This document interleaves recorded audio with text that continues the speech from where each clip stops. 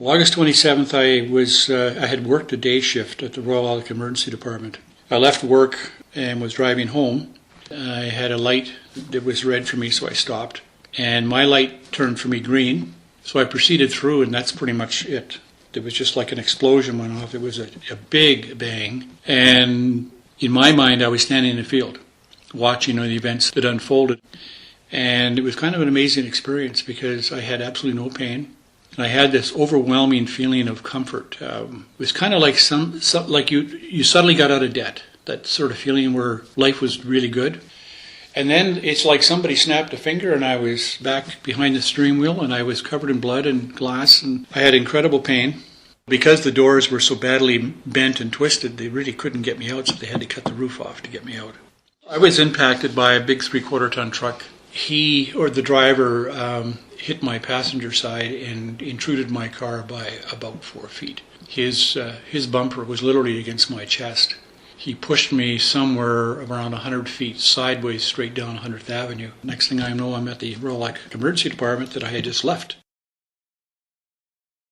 Literally, in that 1 second of time, everything that I enjoyed doing was taken away from me. I enjoyed running. I couldn't run anymore. Certainly, I enjoyed medicine, and I found out not too long after that I couldn't practice medicine anymore. And that's kind of like taking away your identity. And I suspect that it had a huge impact on the family as well, because I was just recently married a year before, and although my wife would never say it, she probably knows that she's not married to the same guy that she was married to before. But that's what happens when you have trauma, that things change.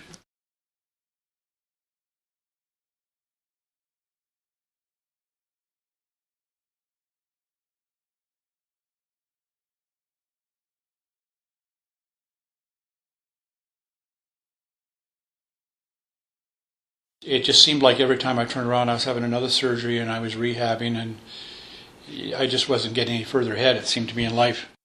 And then while all that's going on, I'm trying to deal with this memory problem because of the brain injury that I suffered. If I have something that comes to mind that I need to do it within about 25 seconds. Because if I don't, it's gone like it was never there. And you can imagine trying to manage patients when you got that sort of a problem. And at the same time, you're still trying to live. This was a real slug getting this hip redone. The rehab was, I did it myself at home because I have that kind of background. And it's really what you're doing is you're doing your exercises 2 to 3 times a day. Each set is probably anywhere from a half an hour to 45 minutes. And you have to do it. Because if you don't do it, then you don't get strong enough to start doing walking. Right now, I'm really not doing my exercises very much at all, but I'm walking 4 miles a day. Running is out because you can't run with artificial joints because impact will actually loosen those joints. Hockey, it's now a spectator sport for me. I really enjoy watching it, and having coached it, I understand the strategies around it. So now I'm a hockey fan. I'm pretty much on the sidelines watching now, but that's okay. I'm okay with that. One of the things that happens when you get a brain injury is you don't take risks anymore. You don't take risks in anything, whether it's driving a car, public speaking, for example. I've been asked to do a public speak for NABIS in June, and I've got a little bit of anxiety about that. I used to public speak all the time. You make a fool of yourself so many times, and you feel embarrassed so many times, you just avoid taking the risk. So I think what I see myself doing now is doing a little bit of risk-taking in that I'm willing to step out now and do some public speaking and talking, and that'll probably be good for me to do. There's no question in my case that I've changed, and I can't change that. I think it's made me spiritually a much stronger person. I meet people, I help people in different ways. I help people medically when I can. So I'm thinking that maybe that's what I'm supposed to be doing. But it's very different than what I was doing before.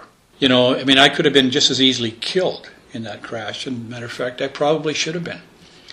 But I wasn't. So my perspective right now is that you live every day to the fullest. You don't take people or things for granted because there's a real good chance that you may not have them tomorrow.